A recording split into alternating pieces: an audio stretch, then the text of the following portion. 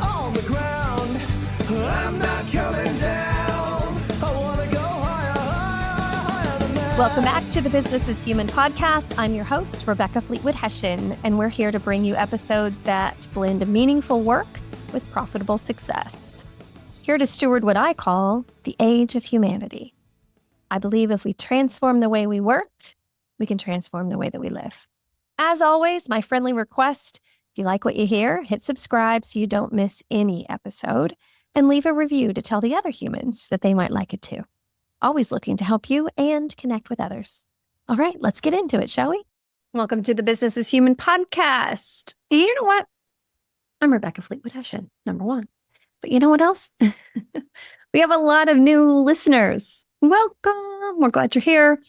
And it's been a minute since we've really broken down the basics of what Business is Human and is all about. And I'm going to do that today with a little more depth than we've done in the past. So, simply stated, Business is Human, the framework is that business needs to control, measure, and optimize. We need goals, systems, processes, metrics. These are all good business practices. But we as humans, our needs are very different. We are personal, emotional, and social. And unfortunately, over time, we've been led to believe that we need to treat ourselves as a business to control, measure, and optimize in order for us to be safe and successful. And that actually leads to a dynamic called striving.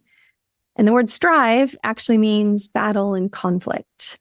And when our human needs and our business needs are in a battle, actually it leads to burnout. And so I want to talk about the personal, emotional, and social needs, what we really need in order to fuel our business. Because the thing that we both have in common, the business and us as humans, because a business is just a collection of humans, what we all want is growth, the business and us. And so the more we can align to what it takes for us to grow as humans and get out of this striving thing, everybody wins. So every single day when you wake up, your nervous system has two jobs. It needs to make sure that you survive and thrive. Surviving, part of the makeup. It means that we need to conserve our energy to make sure that we make it. And once we feel safe that we're going to make it, then it can turn on the need to thrive, which means to grow. Remember, growth, prosper, make some money, have a good life, and flourish.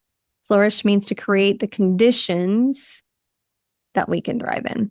Striving is that battle against our human needs oftentimes, which elicits more fear and uncertainty.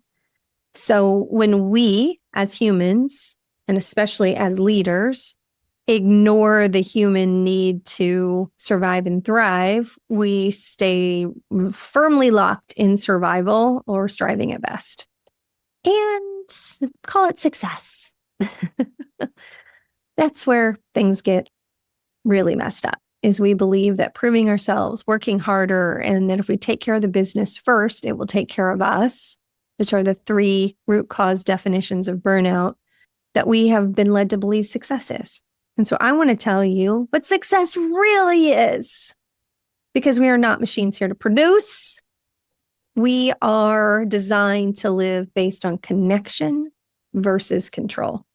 Control is for cost. Control is for safety handrails so people don't fall off the second story. You know what I'm talking about. We are designed for connection. So let's break it down into each personal, emotional, and social, and what that means from a biblical and neuroscience perspective.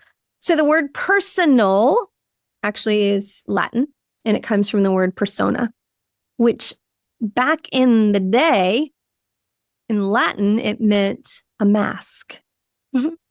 It came from theater. What we know it as today and from a kingdom perspective and a brain perspective, is it's about being authentic. It's about taking off the mask. Here's some science. Your default mode network turns on when you reflect your true identity, your purpose, your story, who you actually are.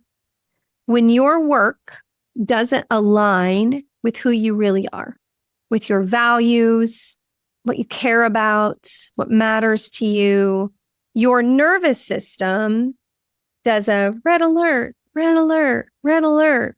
This is not a safe place for us to be. And over time, if you battle against your nervous system red alerts and say things to yourself like, but it's a good paycheck and I've got good benefits, so I'm just going to stay. It's kind of how that sounds a lot of times. What comes along with your paycheck and your benefits is burnout and anxiety. It's a package deal, if you will, if you are working in a way that is misaligned to your true identity. Hey, listen, I don't make the rules. I just come and tell you because I love you enough to tell you the truth. You know, just sit with that a minute. And if you want to talk about it, I'm a great coach and I would love to help you. Here's some practical takeaways. Start each day with a check-in. First of all, ask yourself, am I showing up in a way that reflects who I really am? And is this a place where I feel safe to be me? And the deeper question is, do you feel safe to be you in any place? Because sometimes that sense of safety is within ourselves. It has nothing to do with where we work or the environment we go to each day. I don't know. Some deep stuff today, but it's true. I spent some time this weekend digging in and reevaluating my values that I have listed down and asking myself, do these reflect my identity in the way that God has me living and working in this particular season of my life? Has anything shifted? I want to always check in with that. So, am I showing up in a way that reflects who I really am? And check your values. Are they being honored? Is there anything about your work, your workplace, your leadership that has you questioning or challenging things that matter to you? And ultimately, is this a place that's helping me not just survive, but to truly thrive? Or am I being stuck in a battle against who I really am? This works because when you are aligned with your personal identity, the truth of who you are, how God created you to be, your nervous system will relax. It will feel safe. It will not be in survival mode. And then that frees up the energy for it to be creative and to grow and make great decisions and be courageous. But first, we have to be in alignment and attuned with who we really are. The striving alert bells are when you feel like you need to prove yourself, perform, or pretend in some way to work where you work, or just to live in your own life and body, getting really comfortable with who you are. That's the real work. You were designed for authenticity, not approval. So another takeaway about the striving alert system to make sure that that's not the way you're living is, am I making decisions? Like anytime you're faced with a decision, is this decision rooted in fear or love and faith in who I am and who created me? Because if it's rooted in fear, probably not the path you want to take. And start your day with a reset every day. I'm not here to strive. I'm here to truly thrive. I'm safe. I know who I am. I know what matters to me, and I'm ready to take it out into the world. That will help your nervous system shift into a place that you really can thrive. Okay, number 2, emotional. Emotions aren't a distraction. They're direction. They're feedback. They're teaching you something. They're telling you what really matters. Emotions are energy signals that we get from the limbic system. And they show up before the logic, the prefrontal cortex, shows up. So the sense of how you feel is your nervous system scanning everything around you and asking, am I safe? And so when we can name our feelings, it's called affect labeling, it reduces all of the emotional flooding of feelings. It allows you to get rebalanced, get settled. Just by saying, here's how I'm feeling. Just naming it calms your nervous system. I'm really distracted right now. Let me just take a deep breath. I'm really disoriented about this new leader. It just doesn't feel right. Let me just get grounded in this. Whatever it is, just name the feeling and see if that doesn't get you to a place in your nervous system where you can make a better decision for yourself and others. There's an app that's been recommended to me a couple of times, and I've downloaded it, but I've not actually started using it yet. But the people who are using it tell me that it works really well. Brittany Shrout from last season's Rise and Thrive, CMO of the MJ Companies, recommended it to me first. It's called How We Feel, and it has a picture of a heart with a rainbow around it, kind of thing. It's black background. And it helps you identify how to name your feelings, because that's another thing that we've not allowed emotions and feelings enough credence in our life. And so sometimes we don't even have words for what we're feeling. And this is an app, one of them. I know there's others that help you to do that. Biblically, the Lord talks about emotions and the emotions that Jesus was feeling all the time. Like, emotions are supposed to be a part of our lives. So pause and name what you feel. These are practical ways that you can use these emotions in beautiful ways to thrive, so that you can tell yourself that you're safe. Start your meetings with an emotional check-in. I do the what's your number on a scale of 1 being the pits, 10 being bliss, 5 being meh, the flat eye, flat mouth emoji. It's just a check-in for everybody to where am I? You could also say, what's one word for how you're feeling right now, to get people more comfortable labeling their emotions. I always think about the scripture, be still and know that I am God. Be still and know that I'm okay, but also be still and know who I am. What am I feeling? But we can't do that without the stillness part. When you honor emotion, you move from being reactive to being regulated. And when you're regulated, nervous system regulation, then you can make really good decisions that are thriving decisions. Emotionally grounded leaders build emotionally safe teams. The alert bells for striving are when you're told by someone that emotions are weak or not necessarily, or waste. Red alert, not true. Emotion is the fuel of motivation and meaning, purpose. And so if you suppress emotions, you get stuck in survival mode. Not good. Not good. Because when you're stuck in survival mode, your nervous system has to shut off the energy to growth and the things that you really want. Joy and love and learning and decision-making. Things that advance you, that evolve you, that move you forward, which is what we all want inherently from our system, our nervous system.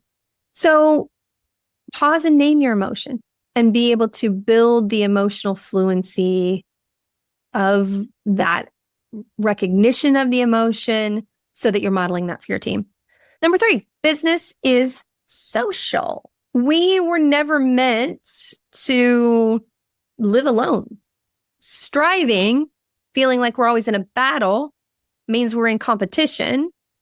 And that is an isolating endeavor. It means I have to beat you in order for me to win. And that's not a connection. That's rooted in control. Thriving is about connection. We were designed in our nervous system to co-regulate. Our energy aligns with each other. That's what we're supposed to do, not compete with one another. And growth was never meant to be an isolated activity. Your nervous system actually can't fully regulate without meaningful connection.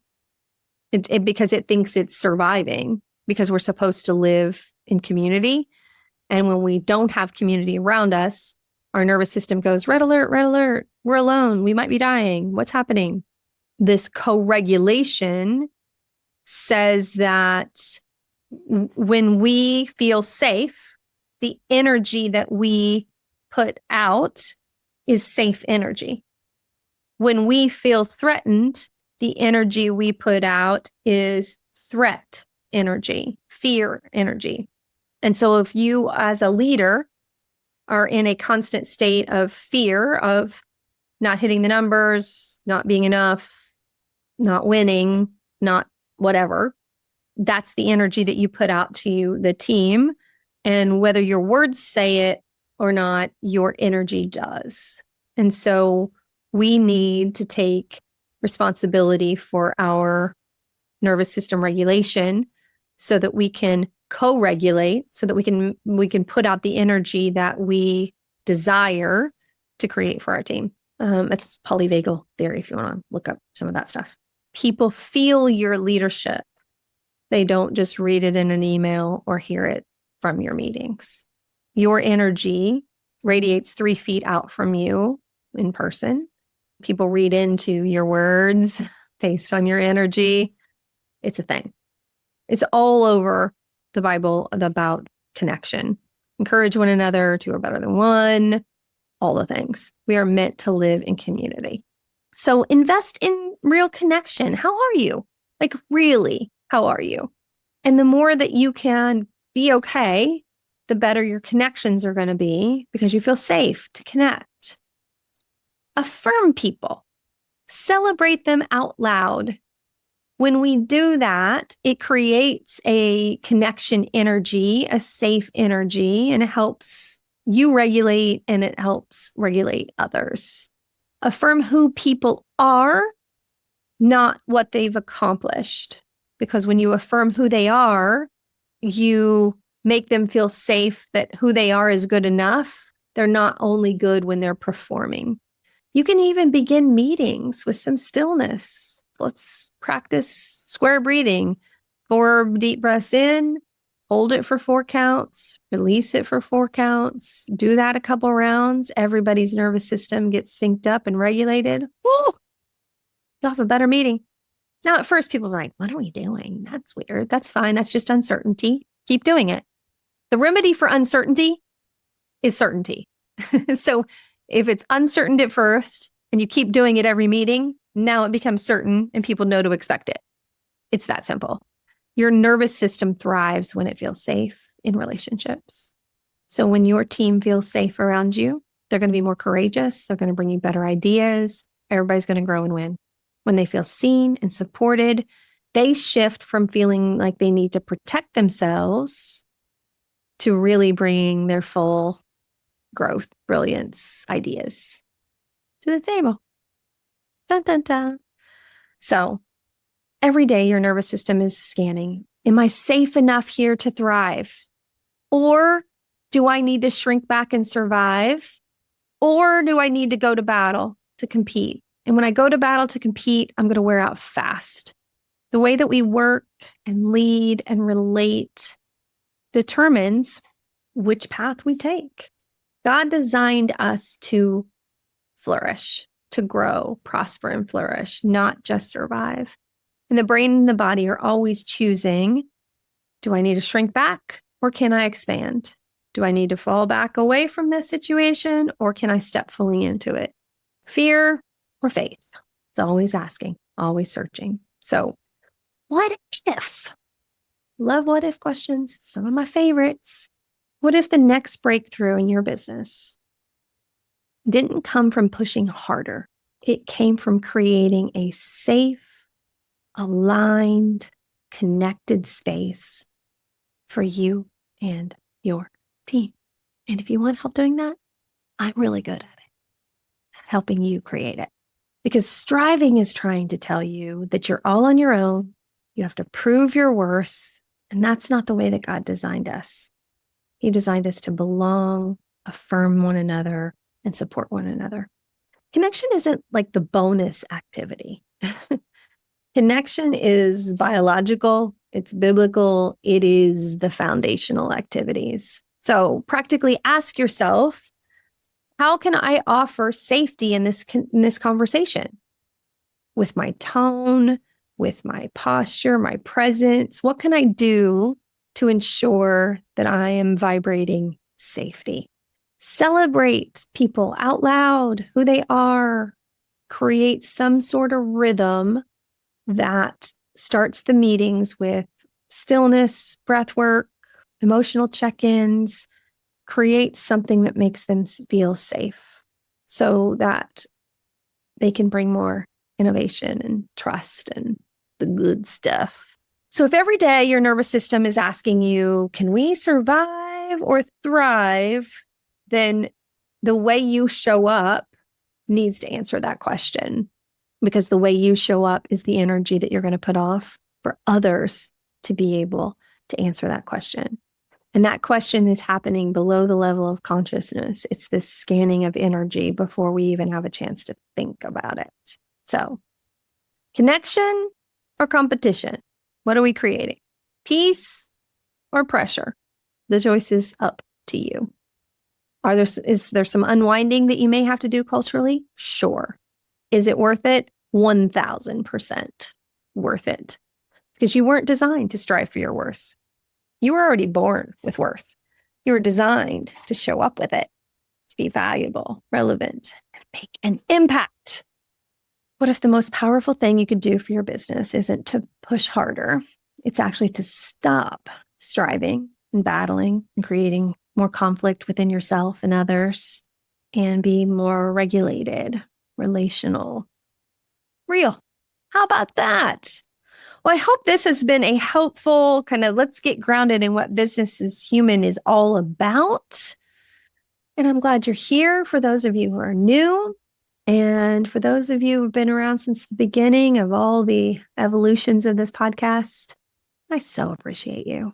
And I love it when you send me messages and say, hey, this episode really got me today, or really helped me today, or I shared it with somebody at work or at home because it really resonated.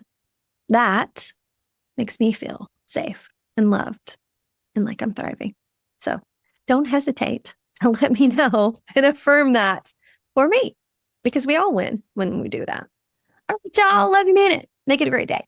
I'm not coming down. I never left it on the ground.